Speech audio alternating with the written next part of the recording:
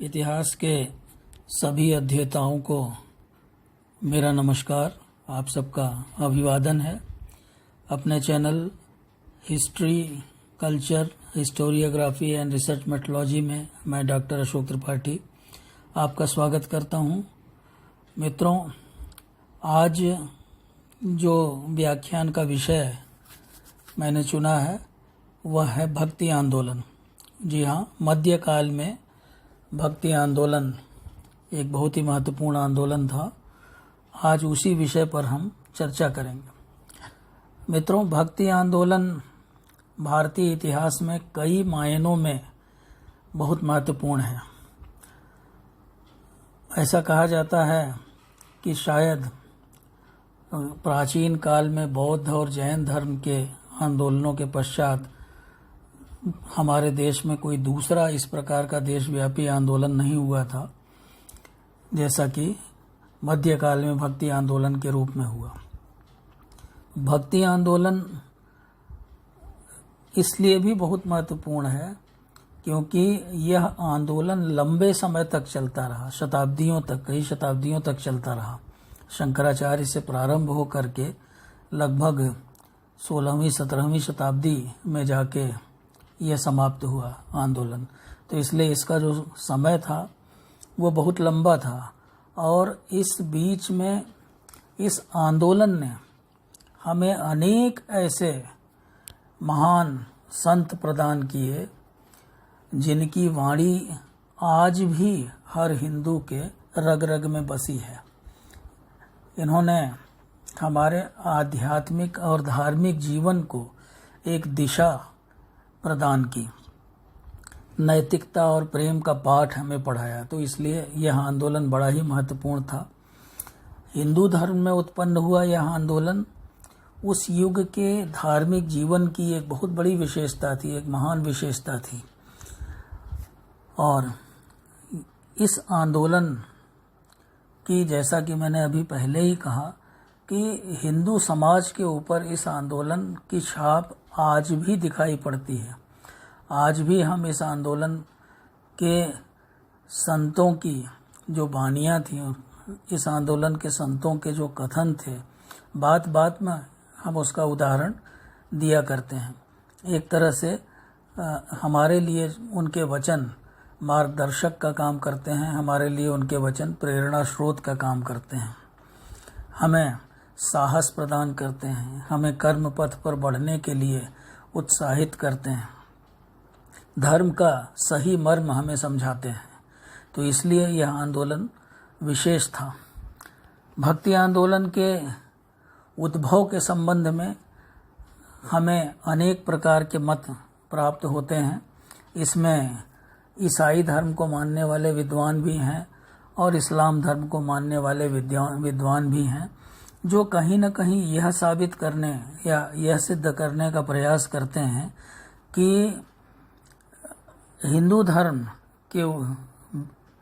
धर्म में जो एकेश्वरवाद का विचार आया, वह एकेश्वरवाद का विचार, मानवतावाद का विचार या तो ईसाई धर्म से आया या इस्लाम धर्म से आया। इस तरह की बातें ये लोग सिद्ध करने का प्रयास करते हैं।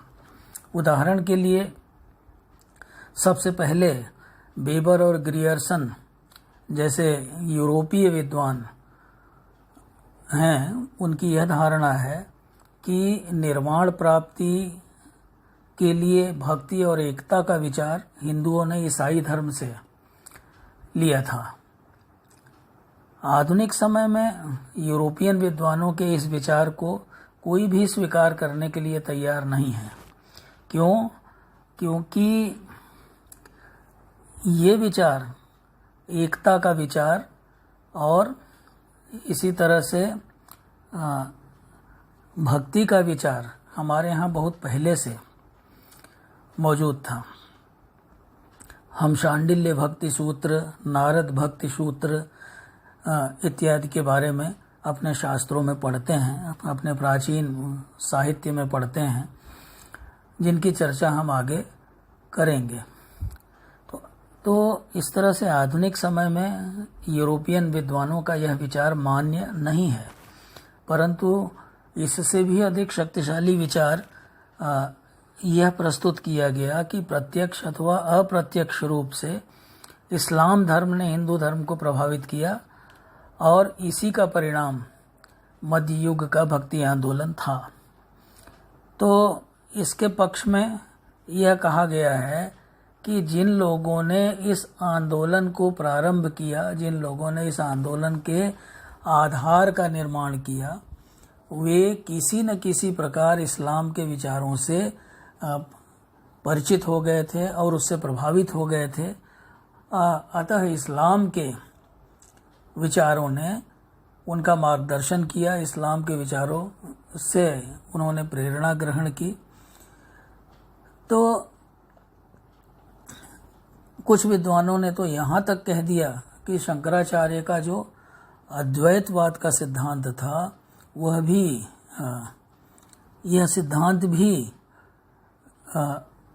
इस्लाम के एक ईश्वर के विचार से प्रभावित था।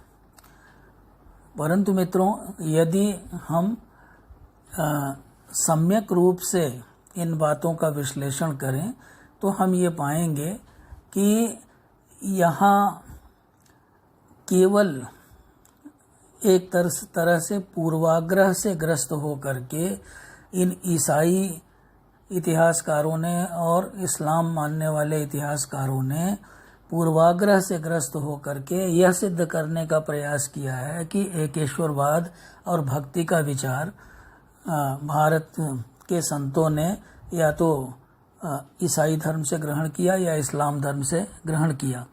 किंतु यह कहना तर्क संगत नहीं है, बिल्कुल भी तर्क संगत नहीं है। शंकराचार्य का जहाँ तक प्रश्न है, शंकराचार्य ने अपने अद्वैतवाद की स्थापना भारतीय धर्म ग्रंथों के आधार पर, प्राचीन भारतीय धर्म ग्रंथों के आधार पर और भारतीय वेदांत दर्शन के आधार पर ही की थी। उपनिषदों के दर्शन के आधार पर, वेदांत दर्शन के आधार पर ही उन्होंने, शंकराचार्य ने अपने अद्वैतवाद का समर्थन किया था, उसकी स्थापना की थी। शंकराचार्य एवं रामानुज वैष्णव धर्म के अनुयायी थे और वे हिंदू धर्म पर बल देते थे और विशेष करके भक्ति मार्ग पर बल देते थे। हमारे यहाँ मोक्ष प्राप्त करने के लिए भगवत गीता में 3 उपाय बताए गए हैं, जिसे हम कहते हैं भक्ति मार्ग, ज्ञान मार्ग और कर्म मार्ग। तो यहाँ बात भक्ति मार्ग की हो रही है। तो शंकराचार्य और रामानुज भक्ति मार्ग पर बल देते थे और उन्होंने अपने विचारों का समर्थन प्राचीन धर्म ग्रंथों के आधार पर ही किया था। अगर हम प्राचीन धर्म ग्रंथों को पढ़ें तो उनमें हम देखते हैं कि उनमें मूर्ति पूजा वगैरह का कोई स्थान नहीं था। मूर्ति पूजा का विकास आगे चल कर के काफ़ी बाद में हुआ। और एकेश्वरवाद की जहाँ तक बात है तो हमारे यहाँ पहले ही कहा जाता था एकम सत विप्रा बहुधा वदंती, एक ही सत्य है जिसके बारे में विप्र लोग बार बार कहते हैं। तो एकेश्वरवादी विचारधारा हमारे यहाँ वेदों में ही पाई जाती है। मित्रों, कुछ विद्वानों का कहना है कि इस्लाम की भ्रातृभाव यानी ब्रदरहुड जिसे अंग्रेजी में कहते हैं और मानव समानता की भावना ने हिंदुओं एवं भक्ति मार्ग के प्रचारकों को प्रभावित किया था। तो मित्रों, इसके बारे में भी आप यह समझ लें कि यह कोई नई बात नहीं थी। भारत में यह कोई भ्रातृभाव की भावना या मानव समानता की भावना भारत के लिए कोई नई बात नहीं थी। हमारे यहाँ ऋग्वेद में ही कहा जाता था कि संगच्छध्वम संबद्धध्वम, अर्थात साथ चलें और मिलकर बोलें। तो आप देखिए ऋग्वेद का यह मंत्र है, ऋग्वेद के 10वें मंडल में यह मंत्र आता है और इस मंत्र में बड़ा साफ साफ कहा गया है कि साथ चलें और मिलकर बोलें। तो इससे बढ़िया उदाहरण सोशल ब्रदरहुड का या भ्रातृभाव का और मानव समानता का कहाँ मिल सकता है, जबकि ऋग्वेद जो है वो हिंदुओं का ही नहीं बल्कि विश्व का प्राचीनतम ग्रंथ माना जाता है। तो इस्लाम की यह भावना कि हिंदुओं ने भ्रातृभाव और मानव समानता का विचार इस्लाम से लिया था, यह तर्कसंगत नहीं है। हमारे यहाँ भगवत गीता में या सभी की समानता की बात की गई है। हमारे यहाँ वसुधैव कुटुंबकम का नारा दिया जाता था। यह कहा जाता था कि अयम निजः परो वेति गणना लघु चेत साम उदार चरिता राम तु वसुधैव कुटुंबकम। यह तेरा है, यह मेरा है। इस तरह की बातें तुच्छ लोग करते हैं, लेकिन जो उदार चरित्र वाले होते हैं वह पूरी पृथ्वी को ही, पूरी वसुधा को ही एक परिवार मानते हैं। तो इससे बड़ी मानवता की भावना कहाँ मिलेगी? इससे बड़ा भाईचारे का भाव कहाँ पे है? इसी तरह से हमारे यहाँ सबके लिए उदारता दिखाई गई। सर्वे भवन्तु सुखिनः सन्तु सर्वे निरामयाः सर्वे भद्राणि पश्यन्तु मा कश्चित् दुर्भाग् भवेत्। सभी सुखी हों, सभी सर्वे भवन्तु सुखिनः, सभी सुखी हों, सभी निरोग हों, सर्वे सन्तु निरामयाः, सभी भलाई देखें, सर्वे भद्राणि पश्यन्तु मा कश्चित् दुर्भाग् भवेत्, कोई दुख का भागी न हो। तो यहाँ पर irrespective of caste and creed, बिना किसी भेदभाव के सबके कल्याण की कामना की गई है। जियो और जीने दो का सिद्धांत हमारे यहाँ प्राचीन काल से ही प्रचलित है। तो यह कहना कतई उचित नहीं है, कतई तर्कपूर्ण नहीं है, कतई तर्कसंगत नहीं है कि इस्लाम ने या सूफी संप्रदाय ने भक्ति आंदोलन को प्रेरणा दी थी।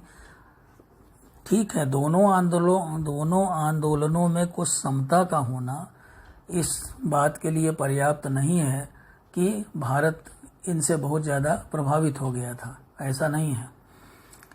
वस्तुतः भक्ति आंदोलन हिंदू धर्म के अंतर्गत ही एक आंदोलन था।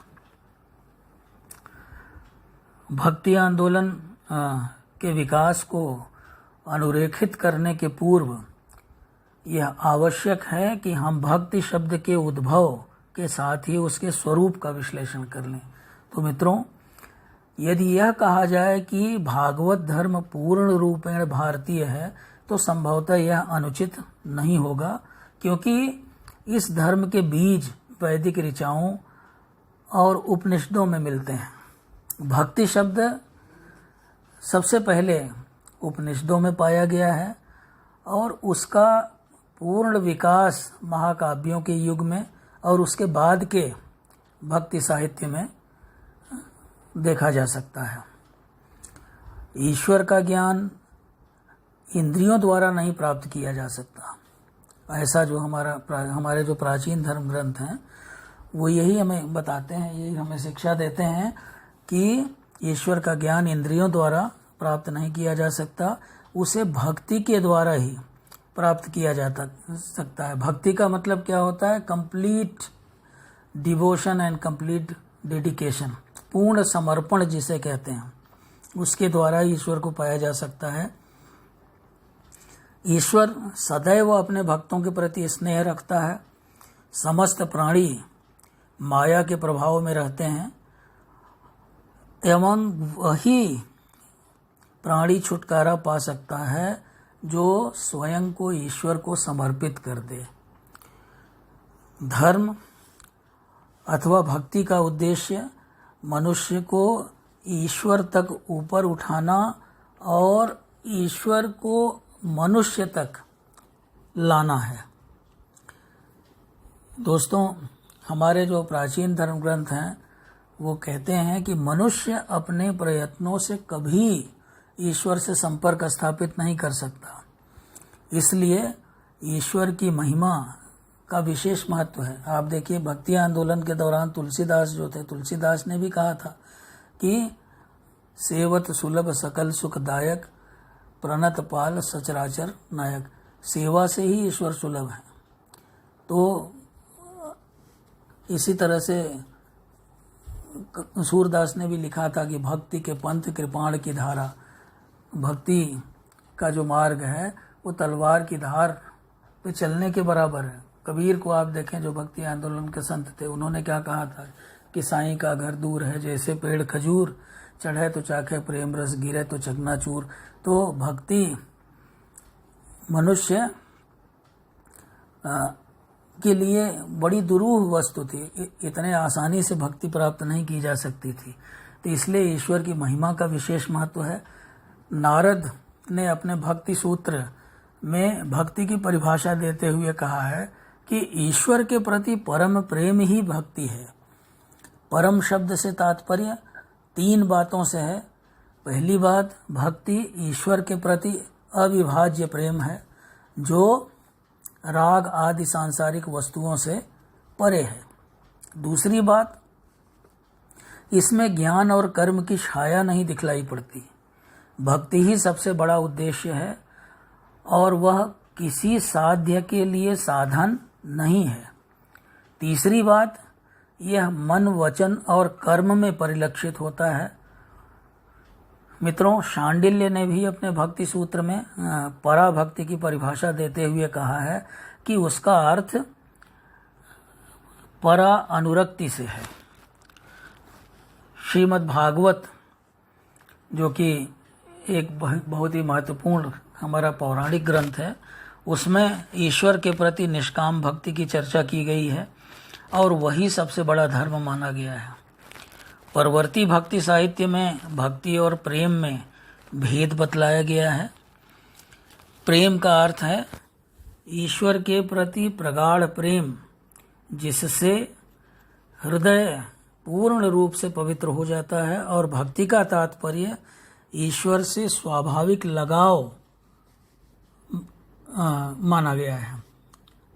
यानी कि ईश्वर से स्वाभाविक लगाव ही भक्ति है।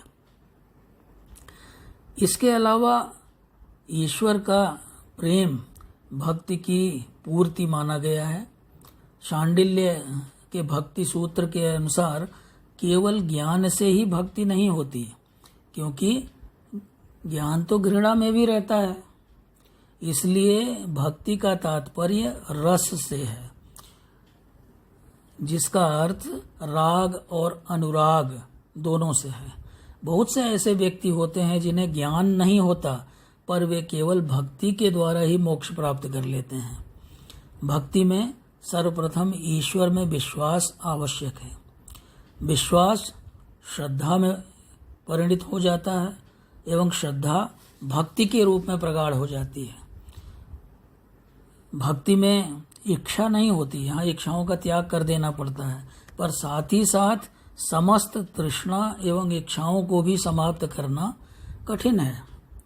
इच्छाएं तो अनंत होती हैं, कितनी इच्छाएं हम समाप्त करेंगे, कितनी तृष्णाएं हम समाप्त करेंगे, तो इसलिए यह बड़ा कठिन है। इसीलिए मनुष्य माया में फंसा रहता है। कबीरदास ने कहा था कि माया मुई न मन मुआ, मरि मरि गया शरीर, आशा तृष्णा ना मुई, कह गया दास कबीर। तो समस्त तृष्णाओं और समस्त इच्छाओं को भी समाप्त करना कठिन है, इसलिए हम उनके बहाव में परिवर्तन कर सकते हैं और अपनी इच्छाओं को ईश्वर की ओर लगा सकते हैं। शांडिल्य ने भक्ति और ज्ञान में कोई विरोध नहीं माना।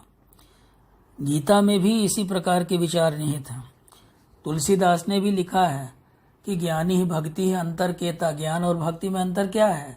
तुलसीदास कहते हैं कि ज्ञानी ही भक्ति है नहीं कछु भेदा। ज्ञान और भक्ति में कोई भेद नहीं है। क्यों? क्योंकि उभव हरहि भव संभव खेदा। क्योंकि दोनों ही संसार सागर के जो कष्ट हैं उनको दूर करते हैं, वो चाहे ज्ञान हो चाहे भक्ति हो। तो ज्ञान और भक्ति का समन्वय हमें देखने को मिलता है। ईश्वर की भक्ति से ही ज्ञान का उदय होता है, अर्थात ज्ञानोदय का जो प्रमुख कारण है वह ईश्वर की भक्ति ही, अर्थात ईश्वर को पूर्ण सत्य मानकर अपने को ईश्वर को समर्पित कर देना ही भक्ति है। यह शरीर ईश्वर का मंदिर है। अतएव जब तक हम जीवित हैं तब तक हमें अपने शरीर की सेवा करनी चाहिए। जिससे कि हम ईश्वर की भक्ति कर सकें। हमारे यहाँ कहा गया शरीर माध्यम खलु धर्म साधनम, शरीर ही जो है वो धर्म का साधन है। भागवत के अनुसार भक्ति के 9 चिन्ह होते हैं और भक्ति 3 प्रकार की होती है। ये 3 प्रकार क्या है? तामस, राजस और सात्विक। श्रीमद् भगवद गीता में भी राजस, तामस और सात्विक इनकी चर्चा आई है, इनकी चर्चा की गई है। तो मुख्य भक्ति में सत्व, रजस और तमस गुणों का अभाव होगा और उस भक्ति का उद्देश्य ईश्वर के प्रति स्वाभाविक निर्बाध मानसिक झुकाव से होता है। शांडिल्य ने ज्ञान के अभाव को नहीं वरन भक्ति के अभाव को जीवन मरण का कारण बताया है। नारद के अनुसार भी भक्ति कर्म, ज्ञान एवं योग से अधिक महत्वपूर्ण है। यानी कि भक्ति जो है वो कर्म, ज्ञान एवं योग से अधिक महत्वपूर्ण है और वही सर्वोच्च है।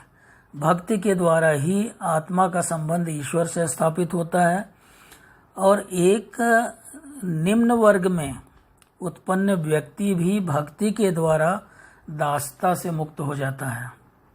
दासता क्या है? दासता यही है कि हम इंद्रियों के दास हो जाते हैं। इंद्रियों की दासता से हमें मुक्त होना होता है। भक्ति में किसी प्रकार का भेदभाव नहीं है, अर्थात शूद्र एवं स्त्रियां भी भक्ति कर सकती हैं। मोक्ष की इच्छा ही भक्ति का प्रारंभ माना जाता है। मोक्ष यानी मुक्ति लाभ की इच्छा, जीवन मरण के चक्र से छुटकारा पाना, तो मोक्ष की इच्छा ही भक्ति का प्रारंभ माना जाता है। अतएव भक्ति अत्यंत उदार भावना से प्रेरित एवं अंतर्राष्ट्रीय मान्यता लिए हुए है।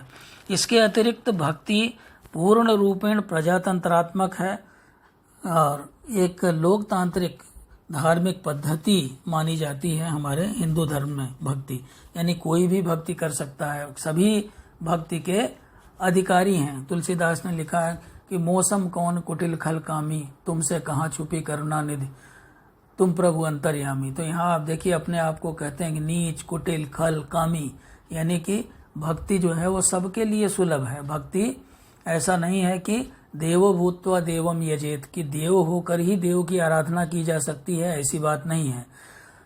भक्ति सबके लिए सर्वसुलभ है।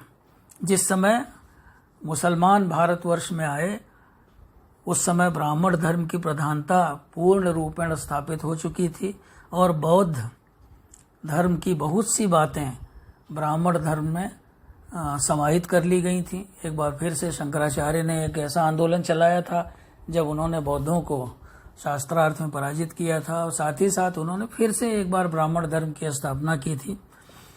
तो जिन कारणों से ब्राह्मण धर्म के विरुद्ध आंदोलन चले थे उन कारणों को दूर कर लिया गया था। साथ ही साथ बहुत सारी बातें जो नए आंदोलन थे उनसे लेकर के ब्राह्मण धर्म में सम्मिलित कर लिया गया था। शंकराचार्य ने उपनिषदों के दर्शन को व्यवस्थित रूप दिया और अद्वैतवाद के सिद्धांत को जनता के समक्ष रखा।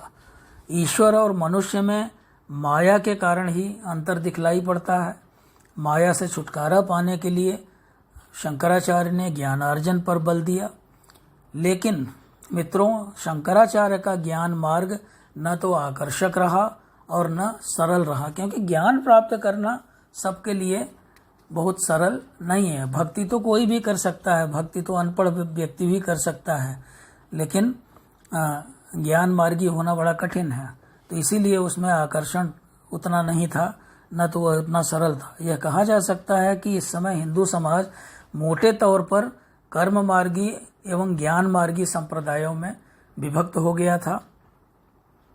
जनता को सदैव एक नैतिक एवं भावना प्रधान मार्ग या संप्रदाय की आवश्यकता थी, जिससे कि हृदय को संतोष मिले और नैतिक मार्गदर्शन भी हो लोगों का।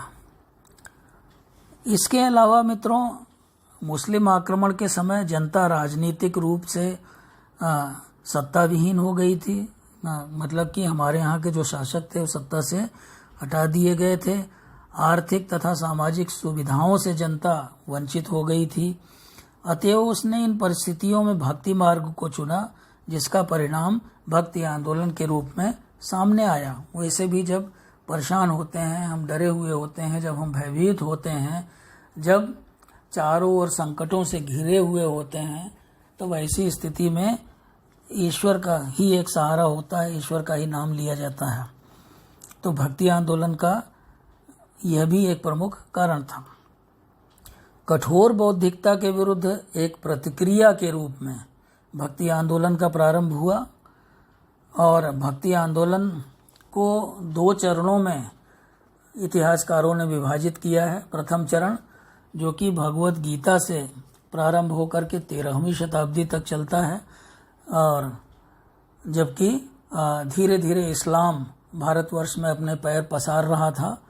और दूसरा चरण 13वीं शताब्दी से प्रारंभ होकर के 16वीं शताब्दी तक माना गया है, जिस समय कि हिंदू धर्म एवं इस्लाम धर्म के पारस्परिक संपर्क के कारण एक अत्यधिक बौद्धिक उथल पुथल का युग प्रारंभ हो चुका था। तो इस तरह से भक्ति आंदोलन के ये 2 चरण थे।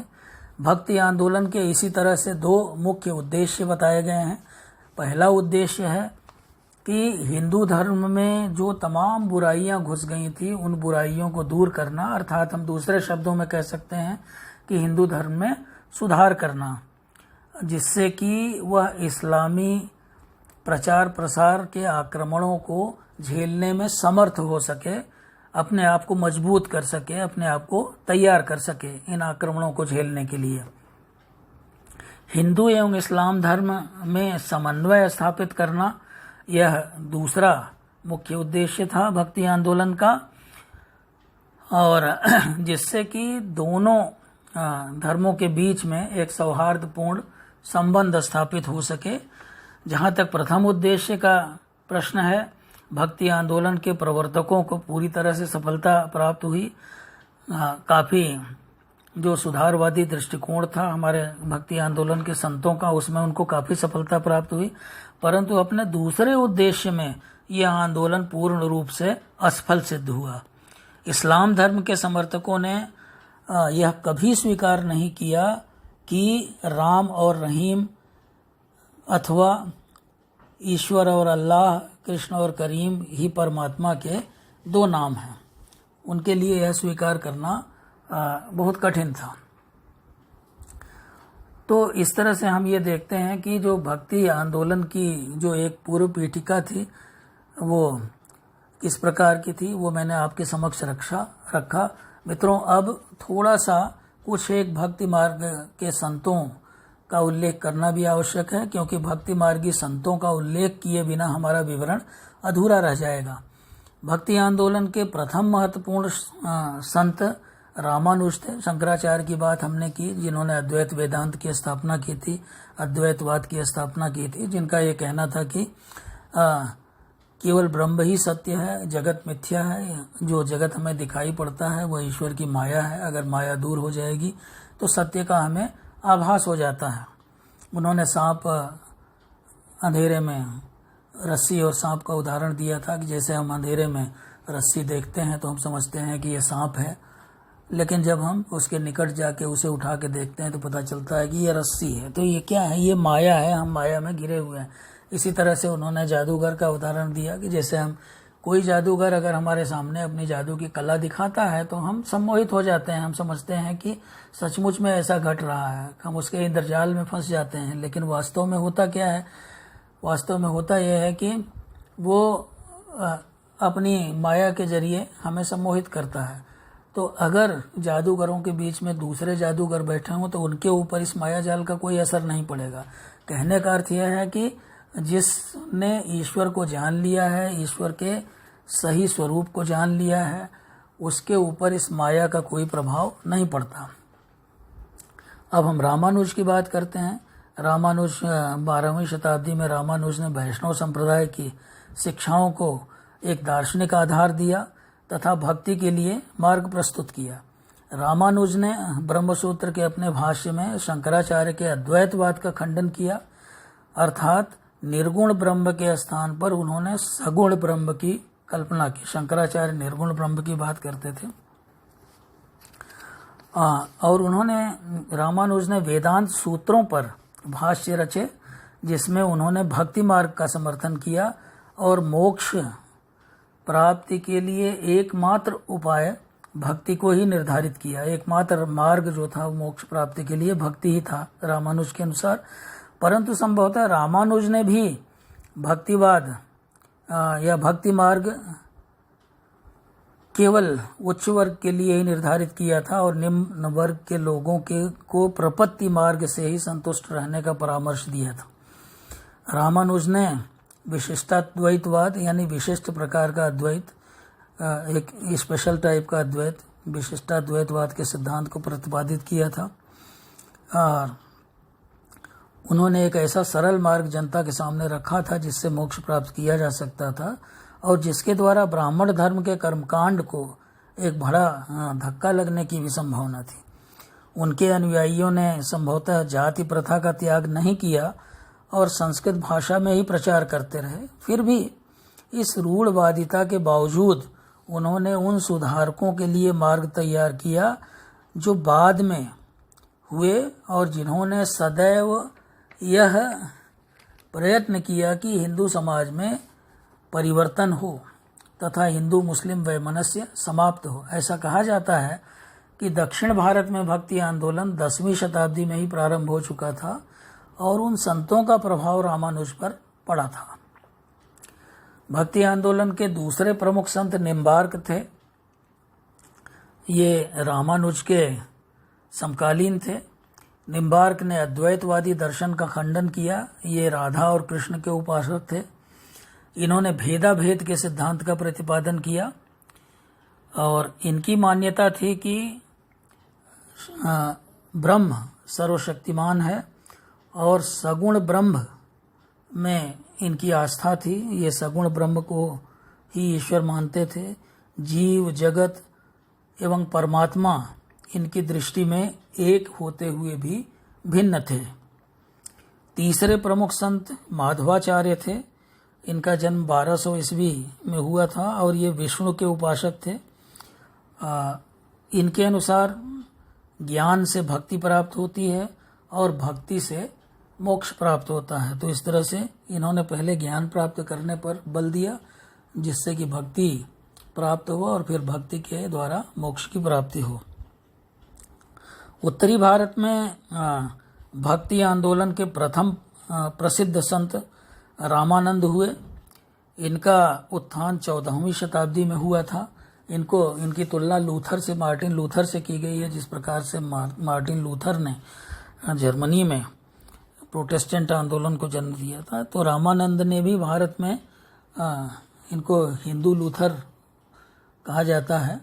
और इन्होंने जात पात भेदभाव इन सब को परे हटाते हुए, इनको न मानते हुए रामानंद ने अपने विचारों का प्रचार किया। इनका उत्थान 14वीं शताब्दी में हुआ था। रामानंद के विचार रामानुज के विचारों से भी अधिक क्रांतिकारी थे। रामानंद वैष्णव मतावलंबी थे किंतु जाति प्रथा को नहीं मानते थे। इनके जो प्रमुख शिष्य थे, इनके 12 प्रमुख शिष्य थे, उनमें से 6 शिष्य ऐसे थे जो कि समाज के निम्न वर्ग से आते थे। इनमें कबीर, रैदास, सेना नाई, धन्ना जाट ये सब सम्मिलित थे। तो ये राम मार्गी शाखा के संत थे। उत्तर भारत के दूसरे महत्वपूर्ण संत वल्लभाचार्य थे। इनका जन्म वाराणसी में हुआ था। प्रारंभ में इन्हें विजयनगर के शासक कृष्णदेव राय का संरक्षण प्राप्त था, परंतु बाद में उन्होंने वृंदावन को अपना केंद्र बनाया। ये कृष्ण मार्गी शाखा के संत थे। इनका जो दार्शनिक सिद्धांत था उसको शुद्धाद्वैत कहते हैं। ये कृष्ण को विष्णु का अवतार मानते थे। वल्लभ ने शुद्धाद्वैत का उपदेश दिया। पुष्टि मार्गी संत थे ये, और उनका कहना था कि ईश्वर से प्रेम और उसकी भक्ति करके हम ईश्वर की दया को प्राप्त कर सकते हैं और इसी से हमें मोक्ष मिल सकता है। बिना ईश्वर की दया के हमें मोक्ष नहीं प्राप्त हो सकता। भक्ति मार्गी संतों में चैतन्य का नाम विशेष रूप से महत्वपूर्ण है। चैतन्य वल्लभाचार्य के समकालीन थे और बंगाल के सबसे बड़े संत थे। चैतन्य का मानव के भ्रातृभाव में दृढ़ विश्वास था। जाति प्रथा के ये घोर विरोधी थे। उनके विचार में मोक्ष प्राप्ति के लिए हरि की भक्ति और उनका गुणगान करना नितांत आवश्यक था। प्रेम तथा लीला इस संप्रदाय की विशेषताएं हैं। चैतन्य निम्बार्क की भांति भेदा भेद के सिद्धांत को मानते थे, अर्थात जीवात्मा एक दूसरे से भिन्न एवं अभिन्न दोनों है। केवल भक्ति के ही बल से आत्मा कृष्ण तक पहुंच सकती है। मनुष्य की आत्मा ही राधा है और उसे कृष्ण के प्रेम में ही लीन रहना चाहिए। तो इस तरह से आत्मा परमात्मा का मिलन होना यानी राधा और कृष्ण का मिलन होना समझा जा सकता है। दास के रूप में, मित्र के रूप में एवं प्रेमी के रूप में कृष्ण से प्रेम करना ही मानव जीवन का प्रधान लक्ष्य है। कीर्तन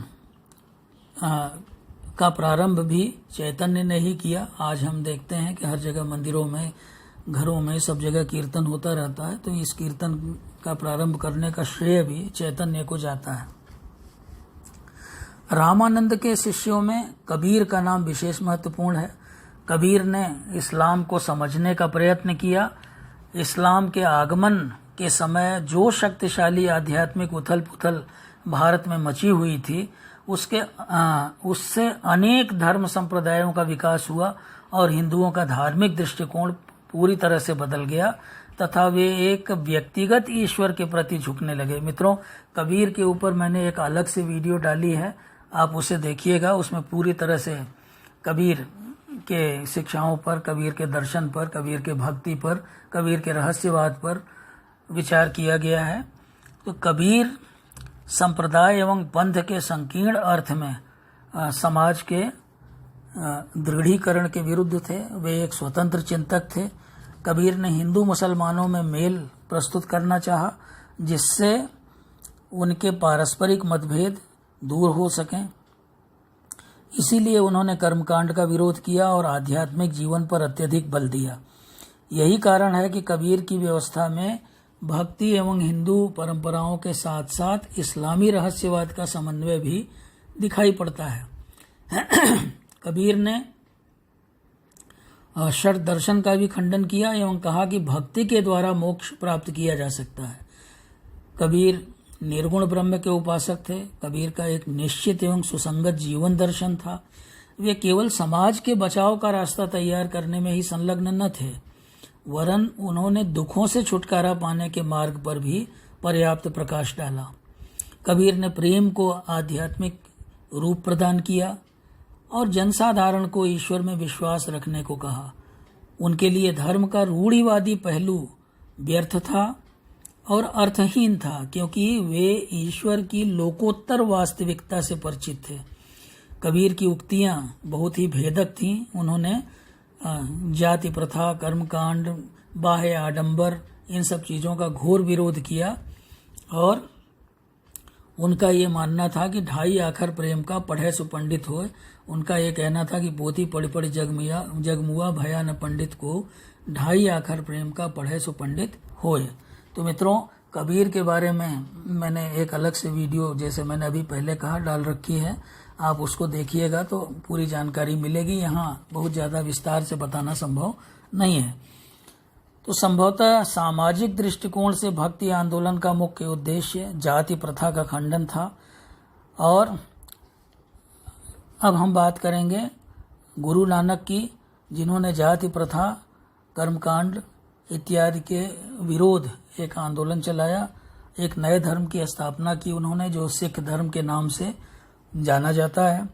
नानक ने भी कर्मों से जाति निश्चित करने की बात कही कि हमारे कर्म ही हमारी जाति का निर्धारण करते हैं। मानवीय अधिकारों की समानता, नैतिक आचरण तथा एकेश्वरवाद पर बल देकर नानक ने भारतीय जनता को नवीन दिशा देने का प्रयास किया। वे छुआछूत में विश्वास नहीं रखते थे। उनके अनुसार ईश्वर निराकार है और वे मूर्ति पूजा में भी विश्वास नहीं रखते थे। उनका ये कहना था नानक का कि मूर्ति पूजा की आवश्यकता नहीं है। उन्होंने अंधविश्वासों का त्याग करने और सक्रिय जीवन से विमुख न होने का उपदेश दिया। उन्होंने लंगर प्रथा प्रारंभ की। उन्होंने ये कहा कि सबको साथ बैठकर खाना पीना चाहिए जिससे सब में मेल जोल हो। नानक जीवन भर घूम घूम कर भक्ति का उपदेश देते रहे। नानक पर दोस्तों मैं एक अलग से वीडियो बना रहा हूँ जिसे आप सुनिएगा। नारी भक्तों में मीरा का नाम प्रमुख है। कृष्ण में उनकी अनन्य भक्ति थी। राज वैभव त्याग कर इन्होंने वैराग्य ले लिया था। ये एक उच्च कोटि की कवित्री भी थी और इनके भजन अब भी प्रेम से गाए जाते हैं। ऐसा कहा जाता है कि कृष्ण को ही इन्होंने अपना सब कुछ मान लिया था और अंत में इनकी मृत्यु भी हुई तो ऐसी किंवदंती है कि कृष्ण की मूर्ति में ही ये लीन हो गई। दक्षिण के संतों में नामदेव प्रमुख हैं। इन्होंने ईश्वर की एकता का उपदेश दिया, मूर्ति पूजा का विरोध किया एवं बाह्य आडंबर की निंदा की। भक्ति को ही वे मोक्ष का साधन मानते थे। मित्रों, अगर हम उत्तर भारत के संत तुलसीदास की बात न करें तो हमारी बात अधूरी रह जाएगी। तुलसीदास जिन्हें लोकनायक कहा जाता था। लोकनायक कौन होता है? जो कि समन्वय कर सके। तुलसीदास जी ने जितने भी अंतर विरोध थे उन सारे अंतर विरोधों में उन्होंने समन्वय कर दिया था। इन्होंने अनेक ग्रंथों की रचना की। रामचरितमानस इनका प्रसिद्ध ग्रंथ है। रामचरितमानस की प्रशंसा पूरे भारत में ही नहीं बल्कि पूरे विश्व में भी होती है और रामचरितमानस की रचना के लिए तुलसीदास सर्वकालिक महान संत कवि माने जाते हैं। आज यह ग्रंथ हर घर में, हर हिंदू के घर में आपको प्राप्त हो जाएगा। इस ग्रंथ में समाज के लिए आशाप्रद संदेश है। नवीन चेतना एवं स्फूर्ति का स्रोत है यह ग्रंथ और इस ग्रंथ में प्राणी मात्र को अपनी हर समस्या का समाधान मिलता है। वे एक उपदेशक के रूप में मानव हृदय का द्वेष समाप्त करना चाहते थे। उन्होंने किसी भी धर्म का विरोध नहीं किया। वो तुलसीदास ने राम के चरित्र को एक नए रूप में पेश किया जिसे कहते थे मर्यादा पुरुषोत्तम रूप, यानी पुरुषों में जो उत्तम हो। उन्होंने पुरुषों के कर्तव्य निर्धारित किए और बताया कि आज तुलसीदास का जो जन्म हुआ था वो एक संक्रांति काल में हुआ था। तुलसीदास के ऊपर भी मित्रों मैं अलग से एक वीडियो डालूंगा और उसमें डिटेल में उनके बारे में बातचीत करूंगा। इन सब के अलावा भी अनेक संत हुए जिन्होंने भक्ति मार्ग की श्रेष्ठता को दर्शाया। इनमें तुकाराम, दादू, सूरदास आदि प्रमुख हैं। भक्ति आंदोलन का भारतीय समाज पर क्या प्रभाव पड़ा इस पर भी थोड़ी चर्चा हम कर लें। भक्ति आंदोलन ने भारतीय जनजीवन को बहुत गहराई से प्रभावित किया। ये हिंदू मुस्लिम संस्कृतियों में समन्वय स्थापित करने का एक प्रयास था। अपने इस लक्ष्य की प्राप्ति के लिए भक्ति मार्गी संतों ने समानता, भ्रातृत्व, एकेश्वरवाद और मूर्ति पूजा के खंडन के सिद्धांतों का प्रचार प्रसार किया। साथ ही साथ एक स्वस्थ समाज के निर्माण के लिए, एक स्वस्थ समाज की स्थापना के लिए सभी संतों ने जाति प्रथा, तीर्थ यात्रा, छुआछूत, कर्मकांड और बाह्य आडंबर आदि की निंदा की।